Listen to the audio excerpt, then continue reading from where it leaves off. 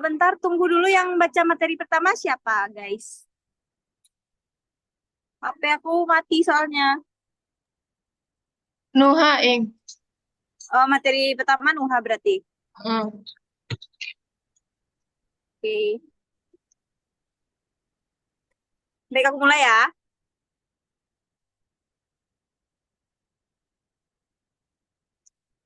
Assalamualaikum warahmatullahi wabarakatuh.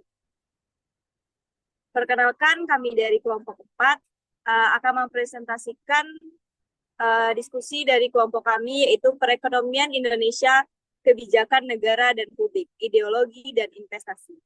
Baiklah, sebelum itu perkenalkan saya Iing Aprilia Laura sebagai moderator, kemudian dengan anggota kelompok Nuha Zahira, Berelia Zohana, dan Muhammad Aulia. Baiklah, langsung saja pada pemaparan dan penjelasan materi yang pertama akan disampaikan oleh saudari Nuha Zahira. Kepada Nuha, dipersilakan.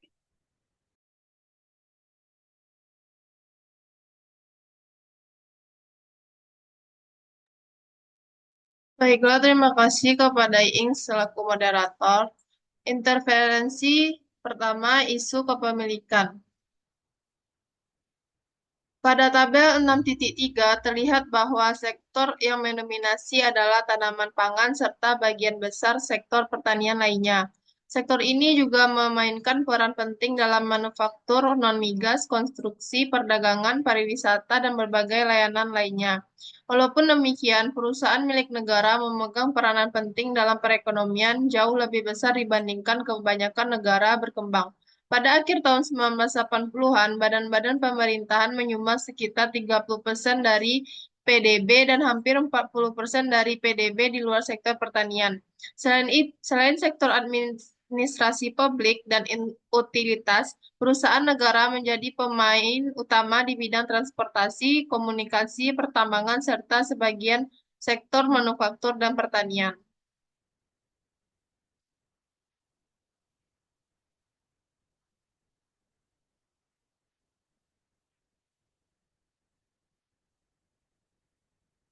Keadaan pada awal tahun 1990-an hampir sama dengan keadaan pada akhir tahun 1970-an. Meskipun demikian, telah terjadi sedikit kemajuan. Pertama, reformasi perdagangan telah membuat antar perusahaan terjadi peningkatan kompetensi. Kedua, terdapat pendatang baru dalam dunia industri yang biasanya dimonopoli oleh negara walaupun pada pelayanan jasa-jasa non-keuangan, contoh pada dunia penerbangan domestik, jasa televisi, dan tenaga listrik. Ketiga, laporan keuangan dan pertanggungjawaban terhadap publik lebih baik dari 2 dekade sebelumnya. Terakhir, pemerintahan telah menekankan perusahaan untuk lebih melaksanakan reformasi ledakan minyak pertama, mendorong reformasi dan tentu saja privatisasi keluar dari agenda publik.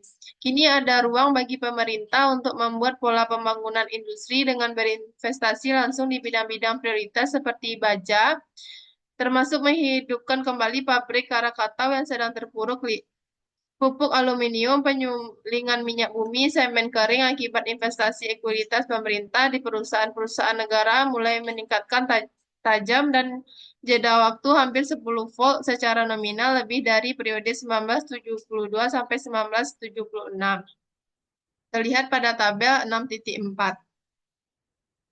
Selanjutnya, perusahaan negara. Data tersebut mengungkapkan bahwa hanya ada sedikit perubahan dalam kepentingan agregat sektor perusahaan negara sejak 1979, baik aset maupun penjualan terus meningkat selama periode ini.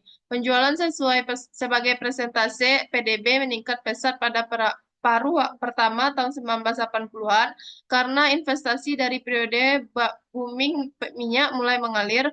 Pangsangnya kemudian tetap konstan dari tahun 1985 hingga 1991.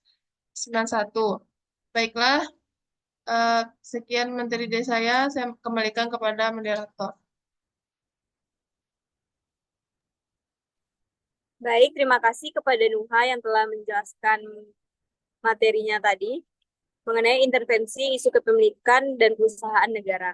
Selanjutnya, materi yang akan disampaikan oleh saya sendiri yaitu konglomerat dan pertumbuhan sektor.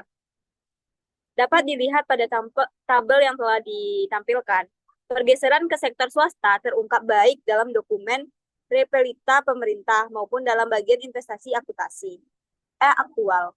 Setiap rencana dari Repelita 2 dan seterusnya telah membayangkan peran yang lebih besar bagi sektor swasta dalam mobilisasi sumber daya yang dapat dilihat pada tabel 6.6.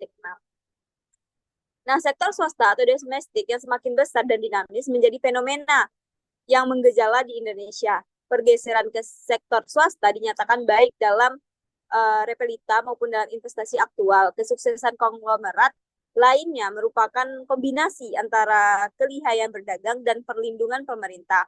Beberapa dari mereka berkembang karena strategi investasi dan penjualan produk mereka. Nah, selanjutnya itu kebijakan perdagangan dan regulasi yang merupakan aspek penting dalam ekonomi suatu negara, bertujuan untuk mengatur dan mengarahkan arus perdagangan baik di dalam maupun di luar negeri. 3 indikator ya umum untuk melihat evolusi kebijakan perdagangan adalah perkiraan proteksi efektif, keberadaan hambatan non-tarif, dan juga pendapatan pajak perdagangan. Gambaran dari kebijakan proteksionis yang pertama itu tidak hanya ada usaha yang lebih besar untuk memberlakukan hambatan non-tarif paling sering digunakan, mengidentifikasi 22 instrumen yang terpisah, dengan pengecualian pelanggaran yang sama sekali palsu. Sistem importer yang disetujui TNI Tata Niaga Import yang diperkenalkan pada bulan November 1982. Kemudian yang kedua yaitu kebijakan perdagangan menjadi instrumen yang lebih eksplisit kebijakan industri. Kebijakan perdagangan bebas mendorong perdagangan antar negara dengan mengurangi atau menghapus hambatan perdagangan seperti tarif dan kuota. Tujuannya adalah untuk meningkatkan efisiensi ekonomi, memperluas pasar, dan meningkatkan kesejahteraan masyarakat. Kemudian, kebijakan perdagangan proteksionis kebijakan ini bertujuan untuk melindungi industri domestik dari persaingan luar negeri dengan menerapkan tarif, kuota, ataupun hambatan perdagangan lainnya. Tujuannya adalah untuk melindungi lapangan kerja, meningkatkan produksi domestik, dan mengurangi ketergantungan pada impor. Dan juga merupakan mekanisme pengaturan kebijakan perdagangan. Yang pertama, perundang-undangan, instruksi pemerintah, dan badan kebijakan perdagangan. Baiklah, demikian penyampaian materi dari saya. Selanjutnya akan disambung oleh Brelia Zohana. Kepada Hana dipersilahkan.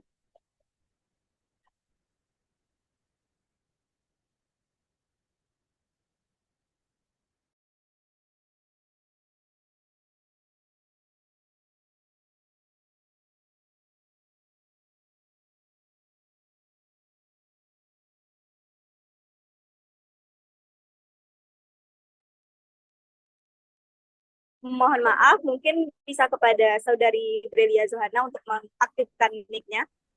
Mohon maaf, baiklah saya akan melanjutkan materi yaitu kebijakan perdagangan dan regulasi. Yang pertama, mekanisme pengaturan kebijakan perdagangan diantaranya perundang-undangan, peraturan yang mengontrol, menjelaskan dan memberikan koridor tentang cara suatu negara menjelaskan hubungan dagang dengan negara lain. Instruksi pemerintah dan pemerintah lainnya yang sepadan dengan perundang-undangan, khususnya Badan Kebijakan Perdagangan lembaga pemerintah yang bertugas untuk merumuskan dan mengimplementasikan kebijakan perdagangan. Contoh penerapan kebijakan perdagangan. Tarif pajak yang dikenakan pada barang impor untuk meningkatkan harga dan mengurangi permintaan. Kuota batasan jumlah barang yang dapat diimpor untuk membatasi persaingan dengan industri domestik. Larangan impor, kebijakan yang melarang impor barang tertentu karena alasan keamanan, kesehatan, atau ekonomi. Sistem regulasi dan pemberian izin atau lisensi. Banyak fenomena dalam pelaksanaan pemberian izin dianalisis dalam suatu laporan yang disampaikan kepada Bank Dunia oleh Peter MC Chawley. Laporan tersebut merupakan dokumen paling komprehensif di Indonesia yang menekankan beberapa aspek dari kunci sistem pemberian izin atau lisensi. Suatu kenyataan yang mencolok dari proses reformasi pada 1980 adalah kecepatan perubahan kebijakan perdagangan dan investasi asing yang tidak diimbangi dengan kemajuan dan reformasi hukum dan peraturan. Aspek peraturan dari kebijakan perdagangan mempunyai implementasi yang penting bagi kerangka kerja pada semua kebijakan. Reformasi pada tahun 1985 yang mengubah bentuk perdagangan melalui pelabuhan, skema pemberian kemudahan ekspor yang diterapkan secara bersih dan efisien, serta pergeseran dari proteksi tarif ke proteksi non-tarif. Departemen yang bersifat teknis enggan untuk menghentikan kegiatan mereka dalam melakukan peraturan karena akan menghilangkan kekuatan administratif mereka dan juga masih melekatnya rasa ketidakpercayaan kepada liberalisme dan sistem pasar.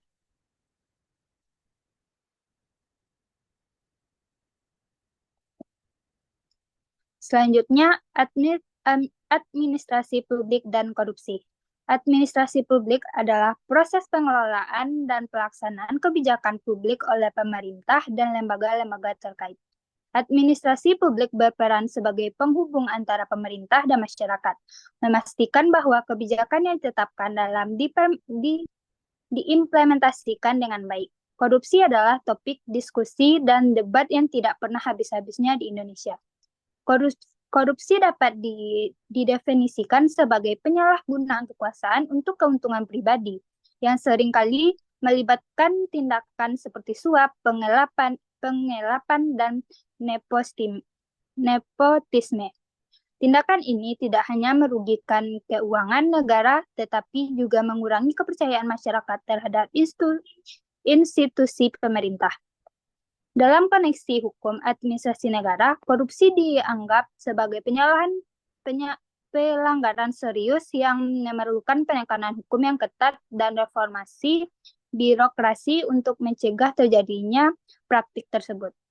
Baiklah, sekian penyampaian materi dari saya kembalikan kepada moderator. Baik, terima kasih atas penjelasan dari Brendia Zohana. Selanjutnya, materi terakhir yang akan disampaikan oleh Muhammad Aulia Amin. Kepada Amin dipersilahkan.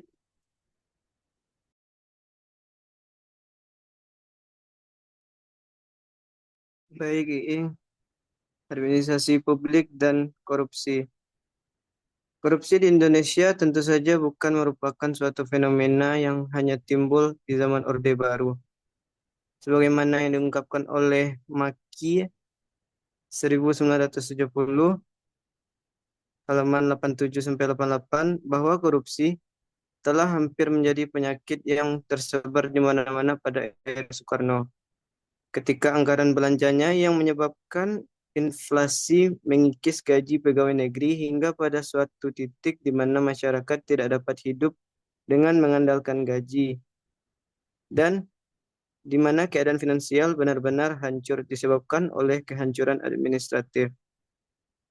Korupsi benar-benar terjadi dalam setiap lapisan masyarakat, tetapi terutama menjadi masalah yang serius ketika ditandai dengan sebuah sistem politik yang otoriter, pers yang kurang bebas, gaji pegawai negeri yang rendah, dan kebijakan pengaturan perdagangan yang rumit. Namun demikian, sudah terdapat kemajuan yang positif, terutama sejak awal 1980-an, dan mungkin terjadi reformasi lebih lanjut. Seperti yang telah dijelaskan, korupsi pada kantor Bea Cukai telah ditanggulangi pada bulan 1985. 15 tahun setelah pengamatan ini, belum ada pembakan besar-besaran terhadap struktur gaji pegawai negeri. Suatu struktur yang tetap tidak efisien, rumit secara administratif, dan kondusif terhadap nepotisme. Kekurangan lainnya adalah bahwa untuk semua yang suplementasi, gaji untuk tenaga kerja terampil umumnya tidak kompetitif dengan kompensasi di sektor swasta. Dengan demikian, pemerintah mengalami kesulitan merekrut keterampilan yang beragam seperti akuntan, analisis komputer, insinyur, ekonom, dan sekretaris berkualitas tinggi. Tidak benar jika perubahan pada tahun 1966 dipandang sebagai perubahan rezim dari sosialis ke kapitalis atau pasar bebas. Karena rasa tidak percaya pada kekuatan pasar, liberalisme ekonomi, dan kepemilikan swasta atau pribadi non-pribumi masih banyak terjadi di berbagai daerah di Indonesia. Tapi sejak tahun 1966, pola kebijakan di Indonesia selalu berubah-ubah, antara lebih banyak intervensi ekonomi atau sebaliknya. Pada akhir 1960-an, stabilisasi dan rehabilitasi prasarana menjadi prioritas utama. Sedangkan sasaran sosial dan pemerataan lain kurang mendapatkan perhatian dalam proses awal pemulihan kondisi perekonomian. Kemajuan perekonomian ditandai dengan adanya keuntungan besar dari penjualan minyak pada 1973 telah mengubah parameter kunci. Nasionalisme muncul sebagai kekuatan politik yang potensial.